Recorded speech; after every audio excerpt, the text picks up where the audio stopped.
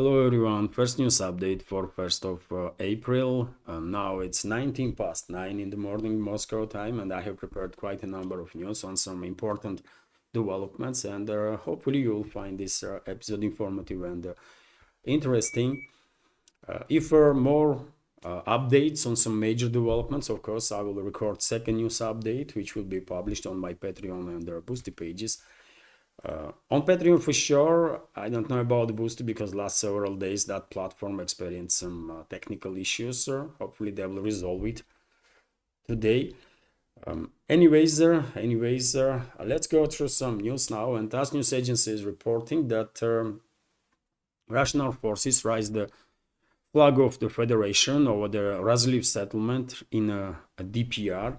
This was reported by the chairman of the Commission on Sovereignty, Patriotic Projects and their support for the veterans of the Public Chamber of the Russian Federation.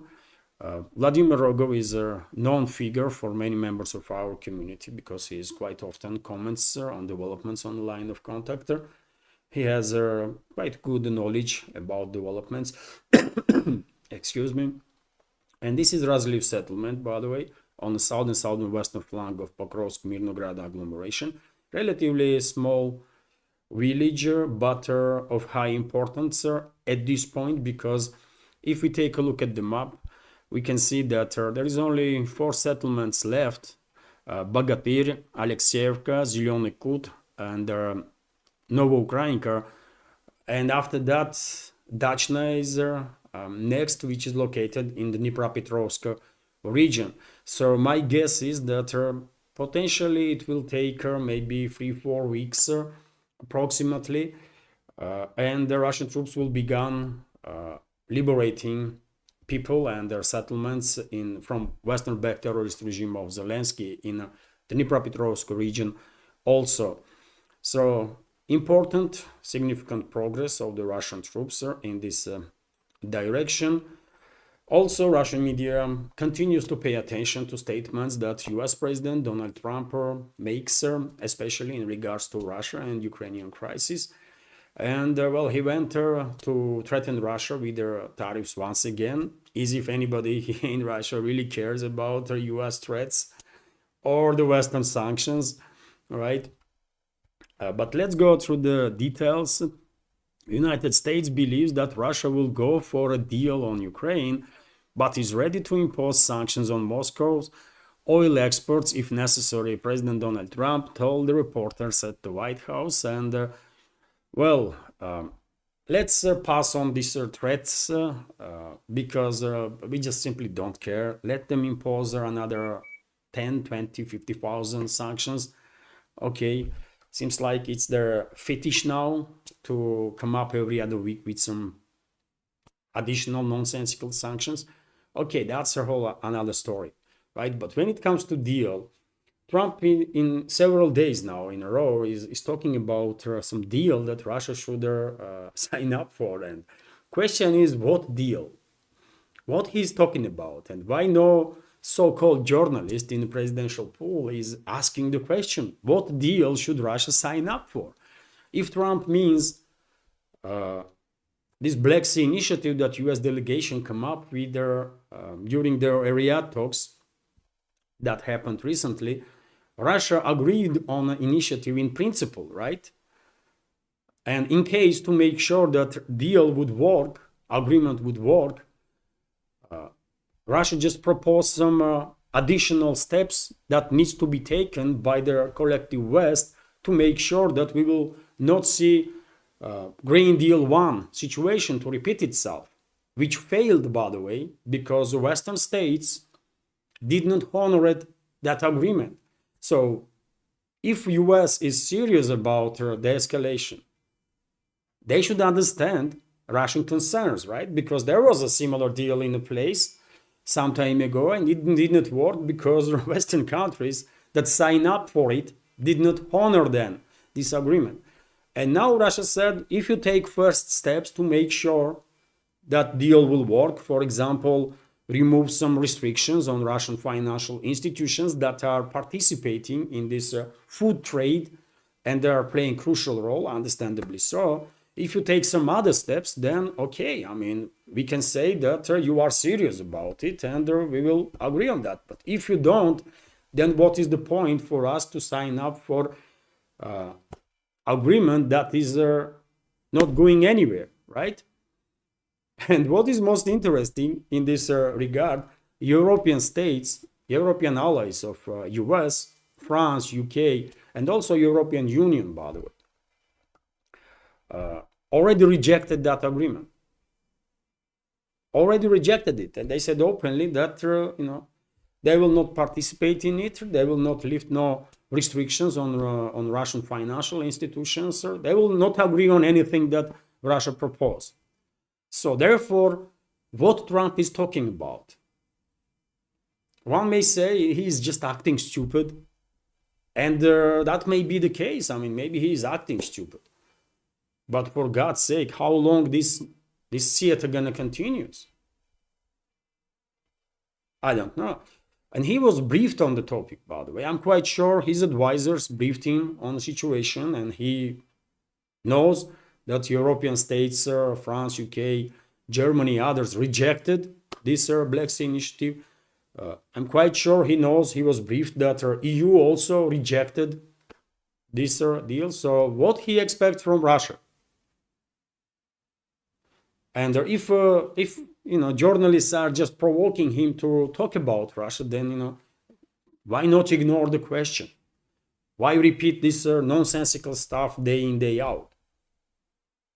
If Trump don't wants to escalate with Europe, for example, and said that it's London, Paris, Berlin, and others that are basically derailing the escalation, he might don't want to go into conflict with his European allies. I can understand that, but at least don't talk about Russia in nonsensical terms. It's not that difficult, really, isn't it? Because it does not help.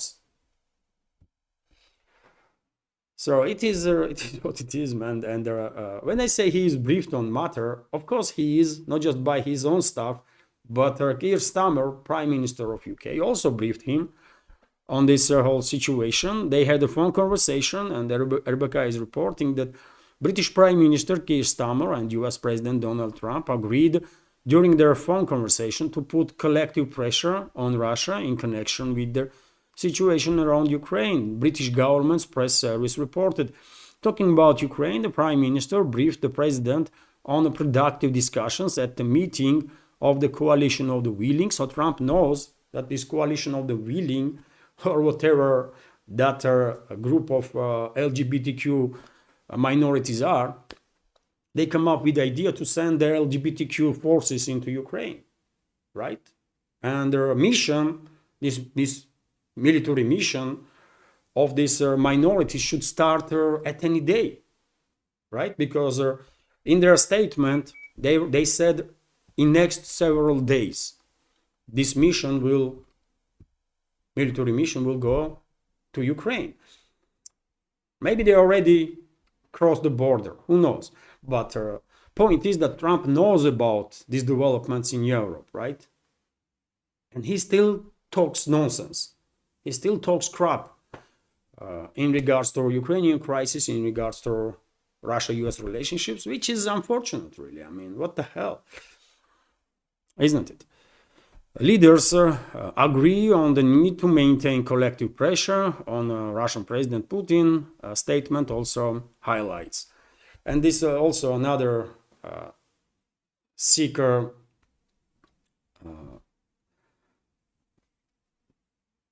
characteristic of the Western propaganda and Western so-called elites, when they always talk about Putin. They are imposing sanctions not on Putin, for God's sake. They are imposing sanctions on Russia, so say it as it is. What Putin? I mean, why would Putin give a damn about your freaking sanctions, man? Anyways, man, I mean, as time goes by, it is becoming more and more difficult to take any news that comes out from the West without irony or seriously. I mean, because these are psychos, man. These are psychos, and they're, and everybody is sick and tired of their games, right? Interfax Dear friends, also, when I was thinking, what has changed in recent days? Why Trump suddenly started acting hawkish, extremely hawkish towards Russia, after being quite diplomatic in previous weeks since the inauguration? And I come up with a explanation of that. Although I read in articles that Trump's changes in Trump's rhetoric might be connected with the increased influence of the Russophobic elements in Trump's administration, and there are many of those there. This was reported in the Western media also about increase of these Russia hawk elements. But I also have explanation, which is that, and I may be wrong, by the way, I don't know, but I remember that a couple of days ago, Russian President Vladimir Putin had submitted to the State Duma draft law on the ratification of the treaty on a comprehensive strategic partnership between the Russian Federation and Iran.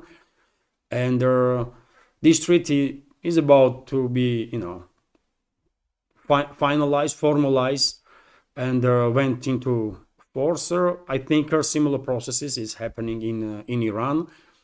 And if we take in account extremely aggressive rhetoric of the Trump and his administration towards Iran, especially in the last several days, last several weeks even, then one might think that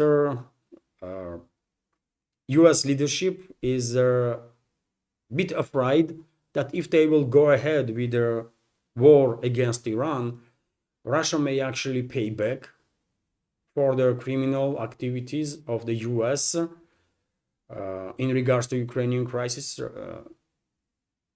criminal activity of the US against Russia and Russian citizens, and Russia may provide Iran with whatever means are necessary to dealt as significant damage to US forces as possible. And I'm quite sure during the talks in Riyadh, US delegation even tried to receive some guarantees that Russia will not support Iran, and they did not receive nothing, right? And this might be the reason why rhetoric from White House is escalating towards Russia, because it seems like they are moving ahead with their war strategy against Iran. And, they are not asking my advice, but still I will advise them to stay away from Iran while they can, because for sure Iran's friends, and Iran does has a friends, Iranian people do have a friends, including here in Russia, they will receive whatever help is necessary. I mean, friends will provide Iran with whatever is necessary to defend themselves, right? So that Iranian people will have opportunity to defend themselves, and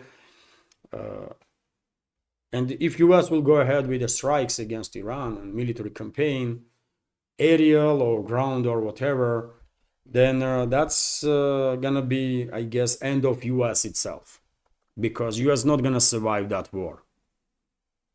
They will. That's it. That's all I will say for now. If US go ahead with the war against Iran, that will be most likely last strategical mistake that US administration will ever commit, because after that the US is finished for sure.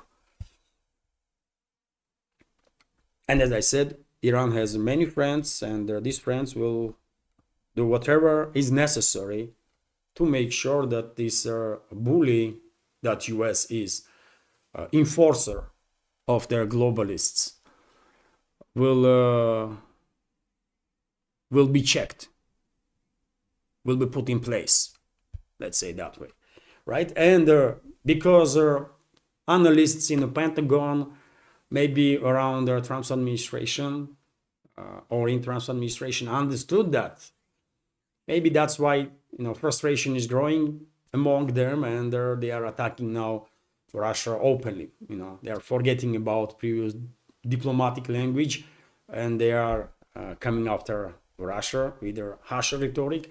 But yet again, I mean, who cares? Who cares, man? We don't give a damn about US administrations. We don't give a damn about Western so-called elites in general. We just don't, right? So this might be one of the reasons, by the way, that Russia, despite the potential demands from US, not just did not distance itself from Iran or supporting Iran, but Russian president on 27th of March, just about 5 days ago, submitted this to the State Duma, which is parliament here in Russia, this draft law to ratify this comprehensive strategic partnership agreement with the Islamic Republic. And it is a big deal, by the way. This agreement with Iran is definitely a big deal and will lay down ground for a future successful partnership of the two countries, two nations, for decades and decades to come. RIA Novosti, meanwhile, is reporting that Finnish President Stubb makes a bold statement about Russia too. Okay, these Chihuahuas, man, cannot help themselves, isn't it? But to bark as much as they can. So Finnish President Alexander Stubb, who just recently, a couple of days ago, was playing golf with Trump in US, said that Russia allegedly does not want peace and called on the West to put pressure on it. His words are quoted by the Financial Times. At this stage, Russia does not want peace. Therefore, Russia must be forced into peace. He said, okay, try it, man. Try it. As I said, dear friends, at this point, we just only way we can see these hawkish statements from the so-called elites of the West is irony and humor, because I mean, there was too many statements, too many steps from the West that were nonsensical in any way, shape, or form, and therefore it is really becoming difficult for us here in Russia to take them seriously, man. So they want to force us anything. I mean, you are trying almost 3 years now, but more than 3 years actually. Entire collective West is engaged, almost entire, by the way, maybe with a few exceptions, is engaged in this proxy war against Russia. You send hundreds of billions of dollars worth of weapons. You sacrificed millions of citizens of this former Soviet Republic, and still were unable to force Russia to do anything, right? And it's Russia that is on offensive and winning in this proxy war. West started it, but we will finish it, right? And Finnish president should know better. Finnish president should know better. Anyways, as I said, man, these psychos cannot be taken seriously, and that's why I said like in yesterday's update also, that my hope is that Russian president will no longer spend any time on talking to these clowns from the West, whomever will try to have a conversation with him, Trump, Macron, Stammer, or this Finnish clown, Stubb, or whatever his freaking name is, because you cannot take them seriously. These are clowns, right? Bloody clowns, and they should be dealt with their other people, other services that Russia has, but not president should not spend time on these morons. I think RIA Novosti is reporting that well, according to Defense Ministry, Ukraine has violated their decision to stop attacks on energy facilities 23 times. Only agreement that is still in place, at least formally for now, that was reached as a result of talks between US and Russia, was energy ceasefire, right? During the phone conversation between Trump and Putin, Trump asked the Russian president for energy ceasefire. Russian president, as a gesture of goodwill, agreed on that and ordered straight away to hold any strikes on energy facilities of the Kiev regime. And according to reports, 7 Russian drones were intercepted by Russian forces, because those drones were already launched, right? And militaries did not know that this order gonna come to stop firing at her energy infrastructure, and they intercepted their own drones, 7 of them, right? According to some reports that they see.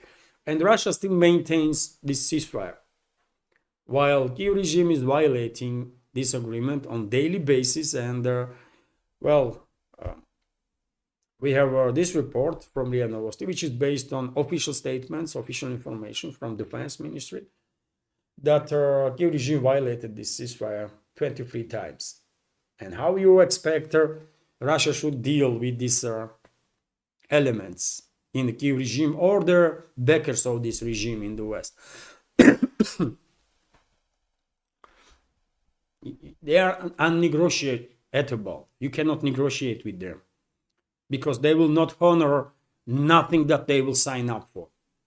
It's just so obvious, man. It's just so obvious that I don't think this have to be proven any further than it is proved already, right? By factual information from open sources.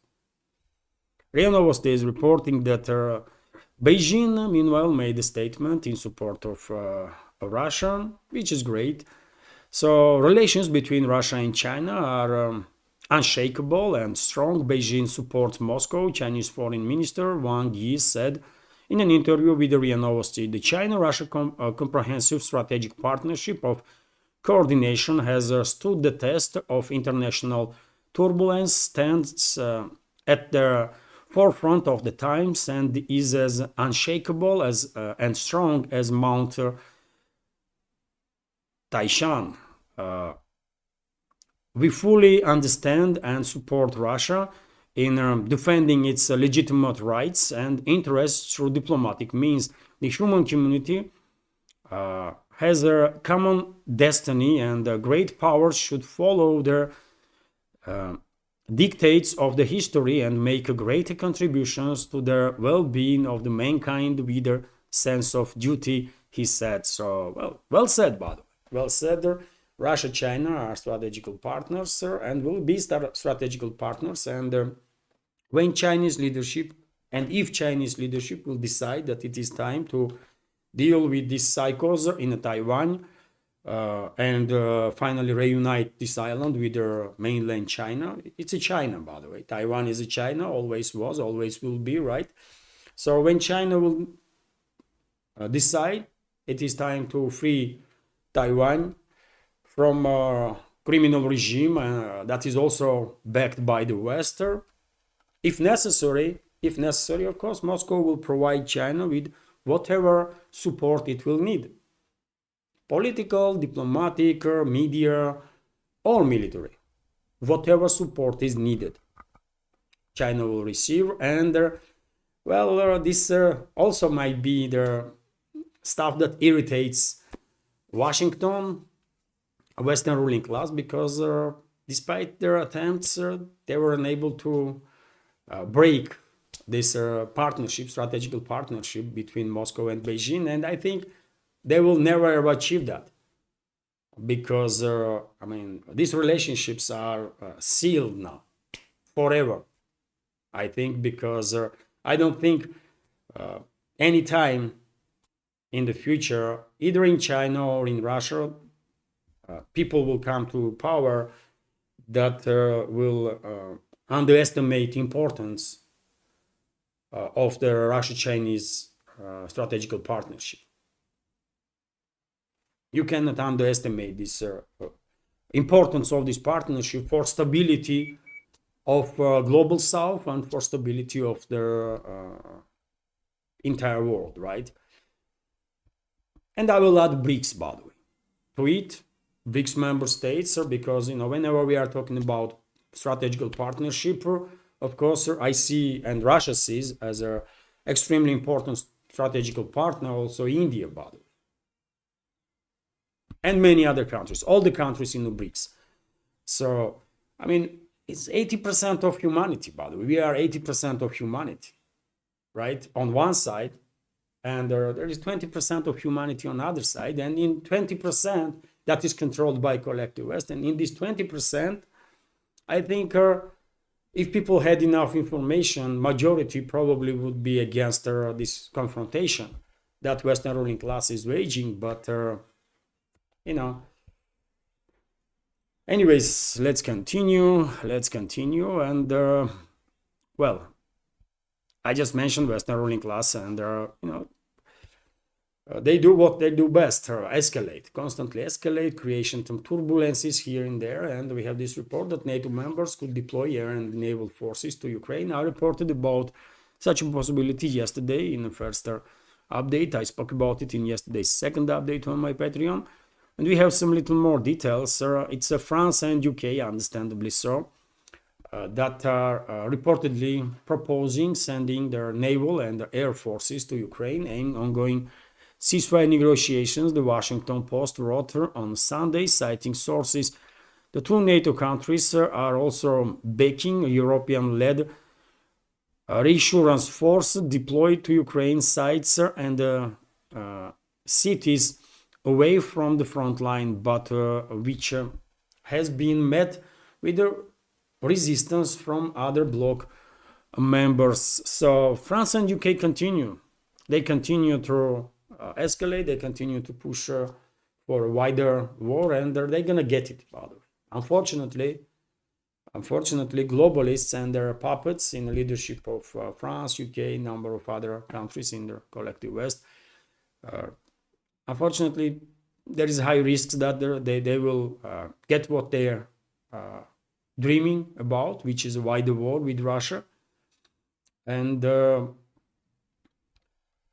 well, what can I say? Russia will do whatever is needed to be done, and we will see what will happen next.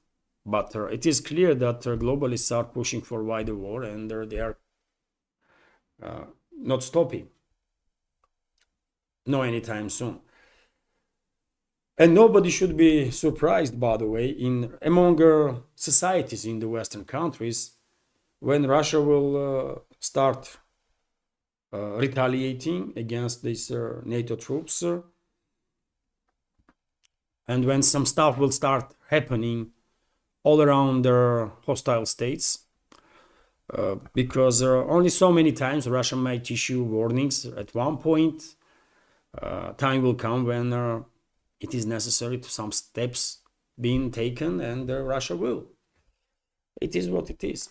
We don't want it, but yet again, how many times Moscow gonna warn these hostile states or their leadership to not mess around? But they continue, and one day they're gonna get smashed. That's it. RIA Novosti is also reporting that, you already know, dear friends, that Marine Le Pen, one of the leaders of French opposition, was charged yesterday for embezzlement, and she received 4 years in prison. She was banned from political activity, public activity, for 5 years, and she also received 4-year prison sentence. 2 was cut straight away, and 2 years she will be in electric bracelets, I guess under house arrest or something, or her movement will be restricted anyways. And I don't know what you think about it. I don't know much about Marine Le Pen or her political activity. I know she is one of the most popular figures, political public figures in France, leading member of their opposition, and that's about it what I know, right? And I don't know, maybe this is a political prosecution, and probably it is, or maybe not. You tell me, dear friends. I mean, members of our community from France know better, for sure, and hopefully they will explain to us what is going on there in France. Do they see this decision of the Paris court as a part of political prosecution of the Marine Le Pen, or not? I think it is, but yet again, I'm not an expert in French politics, internal politics. Neither I care, by the way. Let's be real here. So it is what it is. That's the level of democracy, by the way, in the West. In Romania, France is undergoing Ruminization now, isn't it? So globalists destroy Romania, completely destroy Romania, by the way. State institutions, if had any respect, they don't no longer have it, right? This anti-globalist or patriotic opposition leader Georgescu was crushed basically with a criminal use of state system, including judiciary system, and seems like France is undergoing very same stuff. And I think something similar might happen in Germany too, and Alternative for Germany party might get smashed. And no country in Europe is safe, by the way. It is yesterday I was watching as I do regularly, by the way, Alex Christophorus update. Dear friends, if you are not familiar with the work of Alex, host of Duran show, under this video on YouTube, in the description box I have a recommendation list, and you will find there links to Duran channel and channels of the hosts of the Duran, Alex Christophorou and Alexander Mercouris, great leaders of the alternative media, and there are many other channels, by the way, that I follow, and I recommend all of them. And Alex was saying that I'm paraphrasing now, but he was something on the lines of it is a difficult times to be opposition in Europe or in opposition to globalists in Europe, and it is true, isn't it? They might destroy you, but they might try to kill you, and Roberto Fico was almost killed, right? Prime Minister of Slovakia. He was shot several times. There are reports about failed attempts on the life of Prime Minister of Hungary, Viktor Orban. In Romania, opposition leader, this anti-globalist person, Georgescu, was smashed, killed politically, right? And now globalists are kind of killing politically Marine Le Pen, because 5-year ban means she would not be able to participate in 2027 presidential elections. So, and Germany is undergoing some drastic internal turmoil and changes, and all the other countries there. So yes, it is true, by the way, difficult times to be anti-globalist or the patriotic or the good person, by the way. Let's say as it is. It is extremely difficult times to be normal person, good person in Europe, in the West. That's how it is. And I still have a few more news, dear friends. How long is this update? It's already 33 minutes. Okay, I will give you at least headlines. So RT is reporting that Israeli jets strike Beirut. The southern suburbs of Beirut was struck, and Israel is clearly intensifying its military operations, not just in direction of Lebanon, but also in the Gaza Strip. Also, RT is reporting that the Iranian MP calls for nuclear weapons. So US President Donald Trump would not dare threaten to bomb Iran if Tehran had nuclear weapons.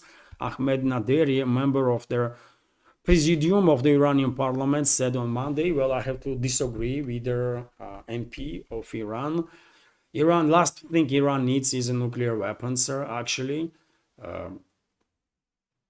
because Iran will become nuclear, will start this Cold War in a region that was unseen previously. Of course, Turkey, Saudi Arabia, many other countries potentially will try to have some nukes also. So this is not the way for more security for Iran, I think integration with the BRICS, bilateral agreements, including military agreements with the BRICS member states, improving relationships with the regional countries. That's the way forward. And they're also building up defensive capabilities as much as possible with conventional weapons. And Iran does great work in this regard, and they already demonstrated their capabilities quite a few times. So Iran is doing quite okay in these terms. I don't think they need any nuclear weapons. West will mess around Iran anyways, because they want to control this country. They want to destroy Iran. They want to cut navigation in the Persian Gulf, so that China will be cut off from Middle Eastern energy sources. So reasons why globalists, why Western ruling class is attacking Iran will not go anywhere if Tehran had nukes, right? And the Western ruling class already demonstrated that they can mess around their even nuclear country. They are messing around Russia, and Russia has most nuclear weapons, more nuclear weapons than any other country, right? So nukes is not her answer. And I believe leadership of Iran is not on the same page with this MP.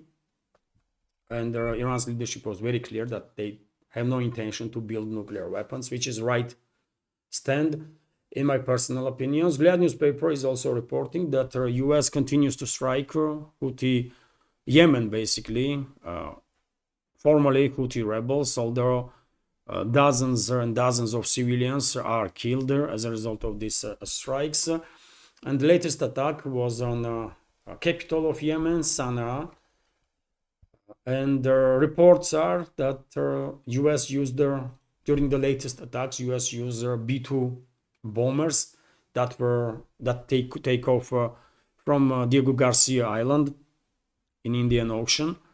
Zrian newspaper is also reporting that Iran prepares its missiles for a launch due to US threat. So Iranian missiles have been loaded into launchers in all sites where they are underground bases and are ready to be launched. Tehran Times reports understandable news. Iran is, of course, under heavy pressure. Most likely, US, Israel, potentially some other countries from collective West will go ahead with their with military attacks on Iran, unfortunately, and Iran has to defend itself, right? And it is understandable that Iran's forces are getting ready to strike back.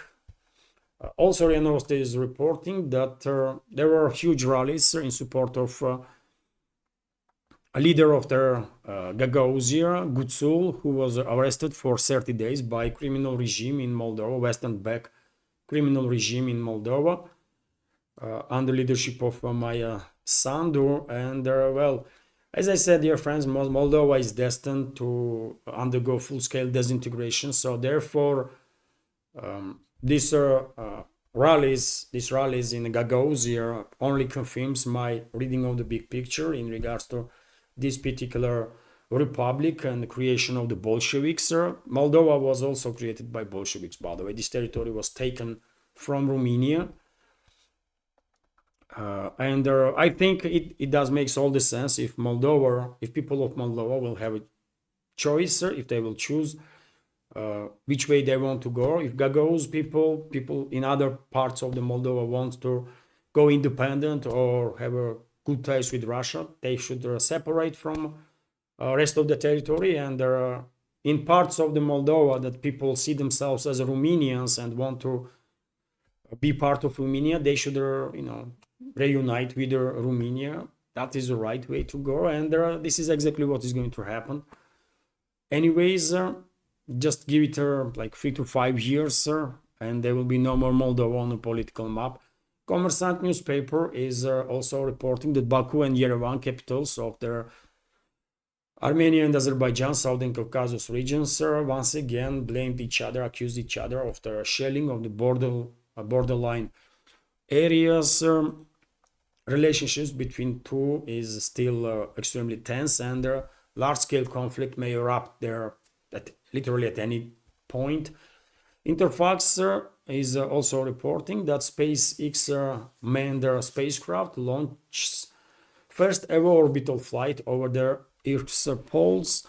So, well, this missile, this spacecraft was launched Crew Dragon, and as far as I read articles this morning about it, it is successful for now, and I believe there were tourists, by the way. There were no astronauts, real astronauts on board. There were tourists, 4 of them. So yes, I mean, success on part of SpaceX. This is first time when spacecraft was launched to orbit on over the south and north poles of the planet. I don't know why it's done first time, why it was not done before, but anyways, it is what it is. Dear friends, this is it for now. Relatively long update, but hopefully you will find it informative and interesting. And if so, please click that like button, leave some commentary, and share video with your friends, or at least information about the existence of my channel. And if you like my work, or if you like my channels, if you want to support, you can do it through several means. Through PayPal platform with donation, or by subscribing to my Patreon page. You can also use a Boosty platform whenever it works.